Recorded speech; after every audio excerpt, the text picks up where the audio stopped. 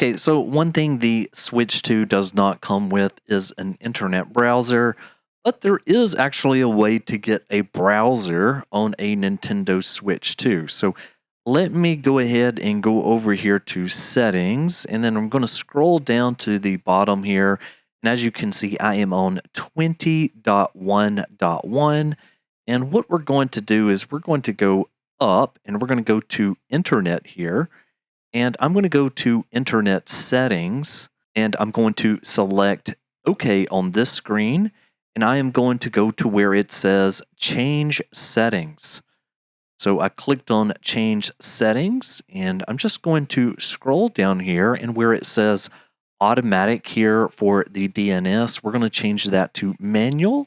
Okay, so from this screen, you do need to clear this completely out, and then you will need to punch in these numbers. Now, if we just do the first set here, which is 045, you will need to enter this dot. I've tried this the hard way where I've entered everything and it does not accept it. So put 045 period, 055 period, 142 period, and then 122. Now press OK here, and we're going to go over here and we're going to press save. And now that setting has been saved. And then just make sure we go connect to this network here. Now this will not go all the way through, and that is absolutely normal here. And then this is a normal message here, so press OK. And you will get this screen here, which is exactly your way that you will be able to go to Google. As you can see here, you can search the rest of the internet. You can go to DuckDuckGo, Switch Brew dashboard. You can also just enter a URL directly into this box, such as I just entered in my YouTube URL, and we're going to press done here. And right there, we can see I am now on my YouTube channel. And again, we can move the cursor around with the left or the right button.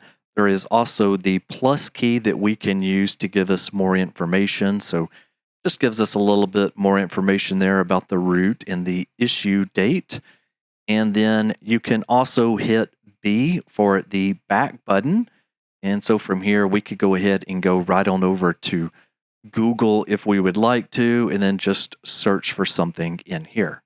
Now, if we press end here, we can go ahead and close out of that full screen.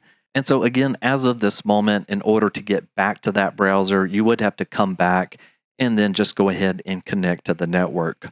But again, the only thing you really need to do here is enter in this primary DNS, and you would have access to that. Now, one more thing that I will say about this is that if you do have this DNS, Nintendo cannot connect, and therefore you would not get any sort of system software update. So keep that in mind, that this also works as a way to prevent updates.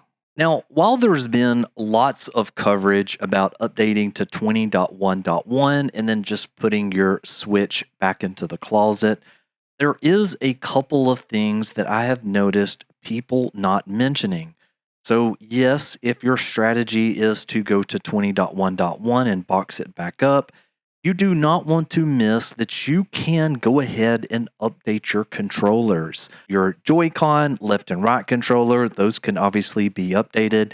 If you have a Switch 2 Pro controller, that one can be updated, and then more. Let's go ahead and check this out. There are actually some updates for a couple of the controllers that is available as long as you are on this 20.1.1.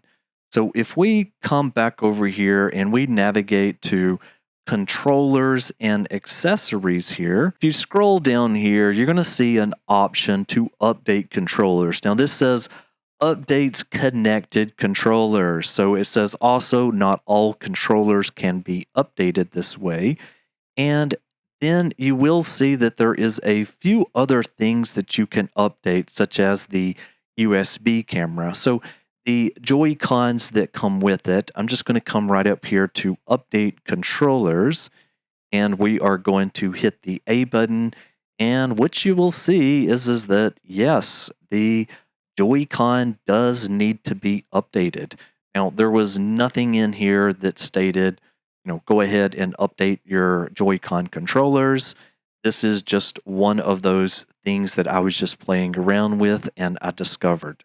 And so it gives a little haptic feed there. Now, I already have my Switch to Pro controller connected, and surprisingly, there was an update for the Switch 2 Pro controller also included in 20.1.1. Again, I haven't really heard a lot of people mentioning this. Okay, and then finally, it needs to update the left Joy-Con. Okay, so it gives haptic feedback on that. And then from here, you can see these are all completely up to date. Now, I know I just mentioned that there is a way to update the Switch 2 camera, but there is also a option in here to update the dock. Now, the dock itself does not need a firmware update, so you would just press OK on that. But again, all of this is on a 20.1.1 system. Now, one neat thing that you might want to do is to come over here to the system settings. And if you are planning on doing something such as switching between Nintendo's DNS servers, maybe to grab an update in the meantime, or switch over to the DNS that blocks it completely, one thing that does make this process quite easier is that if I come back in here, you can see that I went ahead and set DNS back to automatic to just update my controllers and everything, because this console may just be setting on 20.1.1 until something is found out. But you can easily get back to the DNS settings that you had before by just switching this to manual. So it does save your last entry in here, which means this is absolutely beautiful for what we're trying to do with it.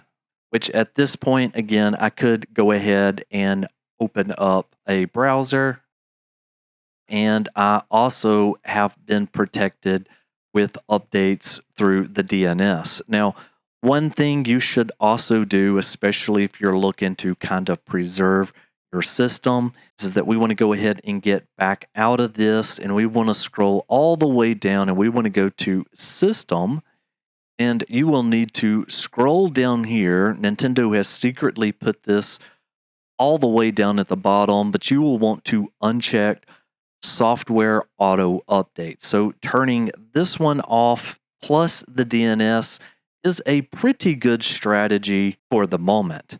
Now, if you wanted to be 100% sure, I would obviously, come right here and I would take that check mark off.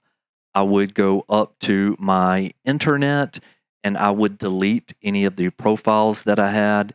And then finally, what I'd do is I would go ahead and press the home button and I would set my console into airplane mode if I just wanted to be 110% sure it could not connect back to Nintendo servers.